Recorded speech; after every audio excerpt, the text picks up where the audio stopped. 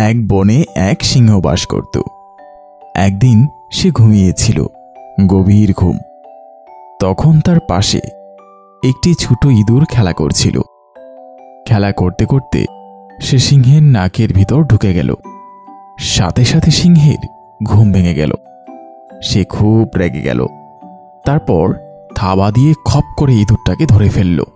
সিংহ বলল, আমি হলাম বনের রাজা, তোর এত বড় সাহস, আমার ঘুম ভাঙিয়ে দিস, এখনই তোকে মেরে ফেলব। ইঁদুরটি ভয়ে কাঁপতে কাঁপতে বলল, মহারাজ, আমার ভুল হয়েছে, আমি ছোট, আমাকে মারবেন না, একদিন আমিও আপনার উপকার করতে পারি। এই কথা শুনে সিংহটি হাসতে হাসতে বলল, তুই এত পুচকে জীব, আমার উপকার করবি? এই বলে সে ইঁদুরটাকে ছেড়ে দিল। এরপর অনেক দিন কেটে গেছে।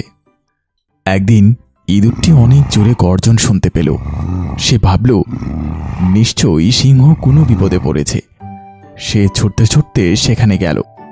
গিয়ে দেখল সিংহটি একটা ফাঁদে আটকা পড়েছে।